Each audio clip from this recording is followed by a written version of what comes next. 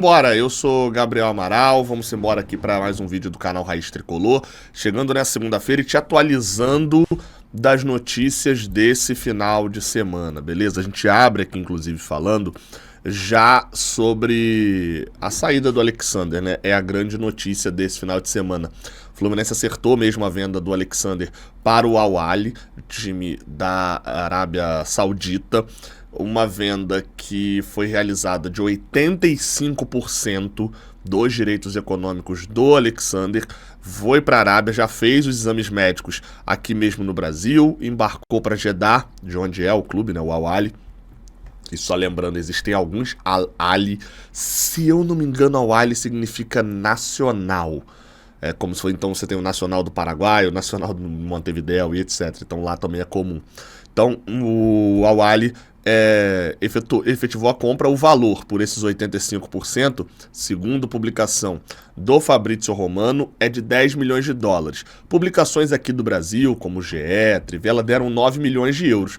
No final de contas, dá quase a mesma coisa, dá uma diferença ali de 3 milhões de reais. Então, ficou ali em torno de 56, 55 milhões de reais por esses 85%. Resta saber como foi essa divisão, tá? Se os 10% do jogador foram adquiridos pela equipe saudita e o Fluminense, desses 15% o Fluminense está ficando, se foi proporcional, por exemplo, dos 15% que o Alexander ainda possui e pertence ao Fluminense, 1,5% ficou para o jogador, porque o Fluminense tinha 90 e ele tinha 10, a gente não sabe ali exatamente, está dentro dessa divisão. Fato é que o jogador teve propostas no início do ano da Lazio, da Itália, sondagens também, proposta não, mas sondagens, né? Proposta nunca chegou. Sondagens também de outros clubes, mas acabou não sendo vendido. A análise da venda, ela é bem simples, tá? Eu vi gente falando bem assim, pô, só essa venda aí paga a compra do Ignacio, paga a compra do Bernal, etc. E a conta não é bem essa, tá? Essas compras agora do meio do ano não entram nesse pacote. O Alexander está sendo vendido, se o André não for vendido, está sendo vendido para cobrir o rombo que já era planejado dentro da temporada mesmo. Então, não dá pra gente colocar essa venda do Alexander como um extra enquanto o André não for vendido. Porque a venda que se contava dentro dessa temporada era do André. A do Alexander ajuda a fechar a conta. Mas essas compras, como eu falei de Bernal, de Ignacio, de Serna, são compras que normalmente são parceladas num prazo maior. E aí é um problema também pro ano que vem, etc. É uma outra história. Sobre o Alexander, efetivamente, eu acho que dentro do que eu espero, tá? Cada um tem aí a sua métrica, da sua expectativa. Um valor bom pelo Alexander, considerando, como eu falei aqui, que ele não tem temporada cheia, não são muitos jogos como profissional, mas ele não tá indo pra Europa, né? Ele tá indo pra Arábia. Ele tá indo pra Arábia bem novo. O contrato dele lá, se eu não me engano, pelo que falaram, ele iria ali até o final de 27, se eu não me engano. Então, ele vai ter 23, 24 anos quando sair de lá, o que é uma idade ainda de boa, se ele quiser ser jogador profissional, né, efetivamente, não ir lá para a Arábia só ganhar os petrodólares, né, ainda vai dar tempo, 23, 24 anos é um jogador relativamente jovem, né, para voltar para o Brasil ou para ir para o mercado europeu. Então assim, achei no geral uma venda boa, o Fluminense ganha um bom dinheiro, não entra pro hall das 5 maiores vendas do Fluminense. Tô pretendendo atualizar alguns vídeos de listas antigos meus, né, das maiores compras e das maiores vendas também. As vendas acho que eu nunca cheguei nem a fazer, atualizando ali algo que eu não fiz lá atrás, né, o primeiro vídeo aqui do canal, curiosidade, tá? Primeiro vídeo aqui do canal é um vídeo, na verdade uma análise pocket de Fluminense e Flamengo, que a gente classificou o empate por 1-1 na Taça Rio de 18. Mas o primeiro vídeo efetivamente feito aqui do canal, né, ele foi publicado no dia seguinte, que era um Fluminense, as top 5 maiores compras do Fluminense na história. Só que eu cometi um erro naquele vídeo que eu não atualizei os valores pela inflação. Então vou regravar alguns vídeos de listas, acho que agora o YouTube já tá aceitando mais de boa esse tipo de conteúdo, né? Teve uma época que o YouTube não entregava esse tipo de vídeo, agora acho que tá voltando a entregar. Talvez eu regrave, diga aqui embaixo se você quer que eu regrave e qual que você quer que eu regrave, porque regravar não é só simplesmente pegar e gravar de novo, é atualizar também. Tem alguns vídeos de listas legais, muita gente que me acompanha que nem sabe a quantidade de vídeo legal que tem aqui no Raiz Tricolor, como por exemplo, grandes viradas do Fluminense, tem muito vídeos maiores públicos, do Fluminense no novo Maracanã, os piores públicos da história do Fluminense. Enfim, tem vídeos legais. Comenta aqui embaixo o que você quer ver. Bem, outra notícia também que a gente precisa destacar aqui é sobre o Ignacio, o zagueiro da equipe do Fluminense. Teve um problema no seu joelho no jogo contra a equipe do Corinthians no último sábado. Chegou a tentar voltar para o jogo, voltou para campo, enfim, acabou precisando sair. Isso foi um problema geral ali, de desespero de todo mundo, porque o Ignacio fazia, para mim, inclusive, sendo o melhor jogador em campo da partida, naquela partida, né? Bem, o zagueiro ia ser reavaliado nesse domingo, acabou deixando para ser reavaliado na segunda por conta das dificuldades de realizar os exames, né? A gente sabe que tem uma questão ali também de tempo que precisa para fazer o exame do joelho. Há um medo ali geral no sentido de lesão. Ele já teve uma ruptura do ligamento colateral medial, não é o ligamento cruzado, mas é ligamento colateral medial enquanto estava na Chapecoense. Essa lesão de ligamento que ele teve da outra vez foi quando ele ainda estava na Chapecoense. Ambos são no joelho esquerdo, tá? Ele teve o problema do ligamento colateral medial quando estava na Chape lá em 2021. Ele estava, inclusive, naquela Chapecoense que foi uma tragédia no Campeonato Brasileiro. Ele, inclusive, a passagem dele inteira pela Chapecoense, não teve uma vitória. Aquele time foi uma tragédia, né? Ele se lesionou na partida, saiu, né, de campo ali na partida do dia 27 de julho. Só para vocês terem uma noção, dia 26, na verdade, né? Jogo contra o Juventude. E ele só retornou aos gramados no dia 3 de outubro. Ou seja, a gente está falando aí de 2 meses e meio que ele ficou de fora, então ele já teve uma lesão. Qual que é a parada, tá? Gabriel, é ligamento colateral medial, você tá falando que ele vai ficar fora um tempo? Não, tô falando nada disso. Tô falando que inspira cuidados da parte também do Fluminense, justamente por ele já ter tido um problema nesse mesmo joelho esquerdo. O que o exame vai mostrar? Não sabemos. Acho eu que até pelo fato dele não ter treinado no domingo e ainda ir fazer esses exames, a chance dele jogar contra o Grêmio é praticamente nula. Espero que eu esteja errado. Vamos aguardar o resultado do exame. Continuando na atualização do final de semana, eu estava dando uma olhada nas fotos do Fluminense relacionados aliás, dos jogadores que não foram relacionados como titular nesse domingo, tá? O time treinou nesse domingo, dia 18 de agosto, e uma foto me chamou a atenção, que é essa foto que está aparecendo aí na sua tela agora, que é com Martinelli treinando entre os jogadores que não atuaram no sábado. Será que isso indica que o Martinelli vai estar disponível para o jogo? Minha foto sumiu, né? Agora que eu percebi isso. Mas será que isso indica que o Martinelli vai estar disponível para o jogo? Será que isso diz que o jogador terá condições de atuar? Vai ser importante, afinal de contas, a gente não tem mais Alexander, né? O Nonato já voltou, inclusive está aparecendo aí porque não foi titular no jogo do último sábado, né, no empate com o Corinthians, e agora, enfim, vá lá, se a gente não vai precisar tanto assim necessariamente de um volante, né, já que a gente deve entrar com um time um pouquinho mais ofensivo, a gente vai precisar sim de peça de reposição, e o Martinelli é assim um desfalque, cara. Eu não entro nessa onda que a galera fala do Martinelli horroroso, etc, não. Enfim, inclusive para esse jogo contra o Grêmio, parcial nova divulgada pelo Fluminense, 40 mil garantidos para essa partida, tá?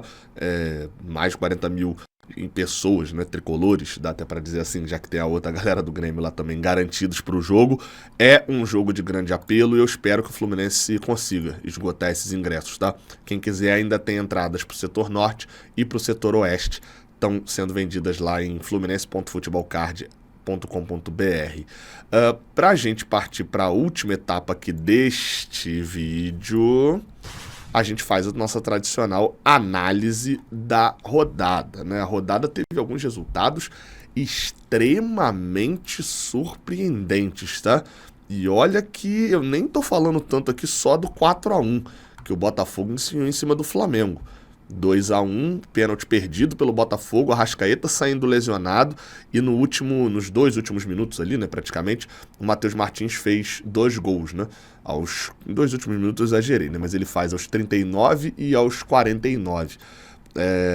Gols bonitos, inclusive um deles de perna esquerda bem bonito. O Botafogo se consolida mesmo na briga pelo título e provavelmente, pelo menos nas próximas 3, 4 rodadas, numa briga pelo título com o Fortaleza.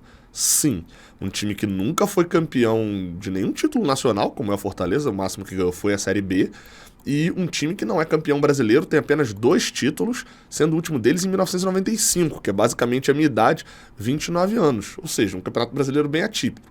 Palmeiras ainda tem 41, Flamengo ainda tem 41, Flamengo tem um jogo a menos em relação a Palmeiras e Botafogo, né? Pode chegar a 44, assim como Fortaleza também pode ir a 48, mas o Bahia já é um pouco mais atrás. Essa disputa da parte alta da tabela parece ter ficado por enquanto entre Botafogo e Fortaleza, mas não dá para ignorar Palmeiras e Flamengo, que são os dominadores do futebol brasileiro nos últimos anos, né? Os dois estando aqui atrás, dá sim ainda para manter essa briga com 4 clubes. Eu costumo até falar isso, vi uma galera torcida do Fortaleza reclamando, porque o Palmeiras estava em quarto, o Flamengo estava em quarto e o Fortaleza estava em terceiro e não botavam o Fortaleza na briga. E acho que é meio óbvio, o Fortaleza vem na melhor fase da temporada dele e os outros dois estão em fase de oscilação. É óbvio que qualquer um agora que for apostar e etc. vai saber que Palmeiras e Flamengo têm um estofo maior para brigar na parte alta, mas não dá para ignorar o que o Fortaleza está sim nessa briga.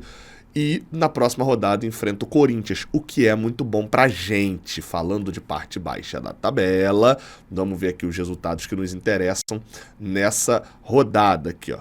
Teve nessa rodada vitória do Juventude fora de casa contra o Atlético Paranaense. Nenê, olha o Nenê em segundo gol seguido dele. Nicão empatou e o Ian Souto foi fazer no segundo tempo. O Juventude ganhou por 2-1.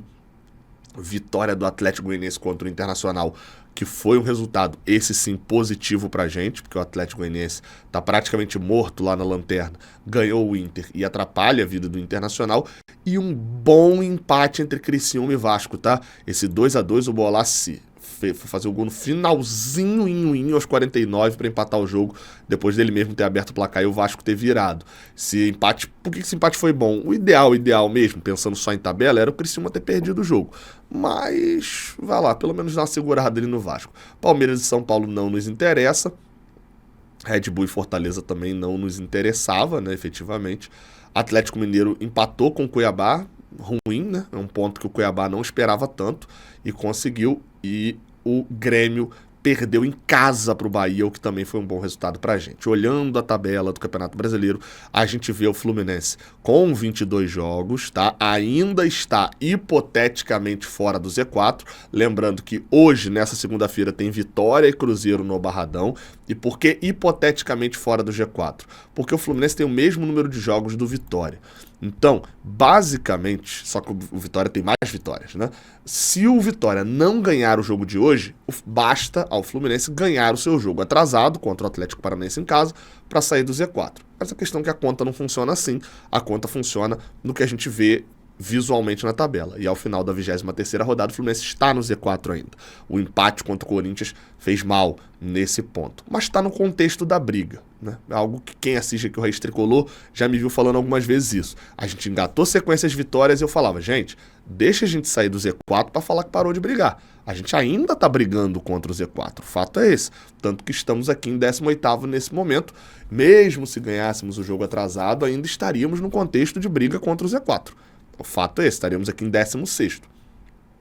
Como eu falei, o empate com o Corinthians não foi muito bom, né? Num cenário de que a gente perdeu ponto para um rival direto em casa, mas a sequência do Corinthians é chata. O Corinthians agora, só para vocês terem noção, ó, o Corinthians agora, nessa sequência, pega, além do Red Bull pela Sula, mas pega Fortaleza, vice-líder fora, Flamengo, quarto colocado em casa, Botafogo, líder fora. Então, a sequência do Corinthians, se eles não fizerem algo que não vem fazendo, né, e pelo futebol que jogaram contra o Fluminense também não acredito muito, devem voltar para o Z4 em breve. Enquanto a sequência do Fluminense, tirando o jogo da Libertadores contra o Grêmio, tem Atlético Mineiro fora, jogo difícil, São Paulo em casa e Juventude fora, com um clássico contra o Botafogo depois. Sequência também complicada, mas um pouquinho mais de acessibilidade. para sair. O Vasco está em 10º, são 28 pontos. Na teoria, aí agora a gente vem para o cálculo matemático, na teoria o pessoal da UFMG ainda não atualizou as suas probabilidades de futebol lá no site deles. O site deles está passando por uma instabilidade. Será que é todo mundo, um monte de gente? O pessoal só quer ver a nota da prova de bioestatística na UFMG e a gente está aqui travando o servidor dos caras querendo ver se a gente vai cair ou não vai. Então não está funcionando o site deles. Tem até um aplicativo para Android, mas eu infelizmente não tenho nenhum celular Android aqui. Então não está carregando. Ó. Então o que está basicamente, eu consegui ali pelo menos ter um mínimo de um acesso, segue valendo ainda o meu prognóstico conservador, e esse sim conservador, diferente lá do orçamento do Fluminense, de 44 pontos. Por mais que neste momento, com o empate do Fluminense e do Corinthians, com os outros tropeços na tabela, 44 pontos só tenha 8% de chance de ser rebaixado. Mas é aquilo que eu sempre falo, o Fluminense está na parte de baixo da tabela, o Fluminense está no Z4, então pro Fluminense escapar, essa média provavelmente vai subir. Então neste momento, trabalho ainda com 44 pontos. Com o empate contra o Corinthians, a gente conquistou 21, chegou a 21. Para chegar a 44 ainda faltam 23, a gente não tem mais lenha para queimar na minha classificação planejada. Comecei fazendo essa classificação quando a gente estava no fundo do poço, quando o Mano Menezes assumiu o Fluminense lá no jogo contra o Criciúma. Na verdade, 2 rodadas depois que o Mano assume, né? Empata com o Internacional e perde para o Fortaleza. A gente estava no fundo do poço, eu começo a fazer a planejava, por exemplo, vitória contra o Criciúma, a gente empatou. Mas planejava empates contra Palmeiras e Bahia, derrota contra o Red Bull e ganhou isso tudo. Queimamos a gordurinha que a gente conseguiu na outra sequência, antes das Copas, e agora no meio das Copas a gente esperava 6, ganhou 1 só. O próximo jogo, se a gente for racional, o que não vai dar para ser, é um jogo de derrota para o Atlético Mineiro, tá? Então, o que vier é lucro. Por que não dá para ser racional? Porque tem uma Libertadores no meio do caminho e a gente é 18º colocado do Campeonato Brasileiro. No meu prognóstico inicial, a saída do Z4 aconteceria por aqui, tá? Depois da gente ter dado uma segurada na galera, ganhado o Grêmio, talvez a saída do Z4 fosse já lá na frente, faltando 5, 6 rodadas para acabar, já com o jogo do Atlético Goianiense acontecido também. A saída do Z4 acabou se apresentando mais cedo, mas como eu falei, o jogo da semana que vem, os 2 próximos jogos, no meu prognóstico, é um ponto só. O que o Fluminense precisa fazer? Se classificar na Libertadores. Esse vídeo é sobre Brasileirão, Gabriel. Sim, mas se classificar na Libertadores dá, tranquilidade financeira, entre aspas, né, pro Fluminense. Entre aspas é para tranquilidade. Se for eliminado na Libertadores, já ouvi de algumas fontes que o Fluminense vende o Arias, assim, a primeira proposta que o Arias aceitar, tá? É num nível de desespero absurdo e eu venho falando isso daqui há um bom tempo, tá? De que a forma do Fluminense mitigar os problemas de um orçamento mal feito vai ser vendendo jogador à torta e à direita. Então, classificar na Libertadores para dar confiança de, por exemplo, tá? Olha só que maluquice, né, que eu vou falar agora. Perder para o Atlético Mineiro sem um desespero absurdo. Vai ser desesperador absurdamente? Vai, claro que vai. A gente vai estar no Z4 perdendo. Mas, classificado na Libertadores, a gente pelo menos vai vislumbrar um pouquinho uma sequência melhor no futuro. Gabriel, você está botando derrota em clássico, como é que funciona essa planejada? Como é? A gente tem que perder jogo? Você está planejando perder semana que vem? Eu não planejo nada, jovem. Eu planejo chegar a 44 pontos. Cada itemzinho desse daqui é onde a gente pode ganhar, onde a gente pode empatar, onde a gente pode perder. Você não quer perder semana que vem? Beleza, você pode botar até vitória aqui e ir a 47 pontos. Só não tem necessidade, né? 44, aparentemente a gente escapa. Você pode trocar a vitória contra o Juventude por uma derrota contra o Botafogo. Pode também inverter. Só que eu botei dentro daquilo que eu acho mais possível e também de importância. Perder pontos para o Corinthians e para o Vasco é muito pior do que perder pontos para o Red Bull e para o Bahia, por exemplo, porque você está brigando com um concorrente direto. Vamos lá, tá? Entramos numa sequência meio ruim, eliminação de Copa do Brasil e 2 rodadas sem ganhar no Brasileirão, mas calma, e a respeito de Brasileirão, a gente simplesmente equilibrou as coisas depois de uma boa sequência. A sequência agora, o mais importante é classificar na Libertadores, porque nas 2 próximas semanas de Campeonato Brasileiro, pelo menos o nosso olhar é um olhar quase que de que o que vier é lucro. Mas a gente precisa... Aí é outra análise, né? É de jogar bola em campo, né? É isso, tá? Não esquece de deixar um like aqui embaixo, espero que você tenha gostado desse vídeo. Amanhã já tem jogo, estaremos amanhã inclusive no Maracanã, e hoje à noite tem live lá direto do Parque Shopping Jacarepaguá. Tamo junto, até a próxima, não esquece de se inscrever aqui embaixo e deixar um like, valeu!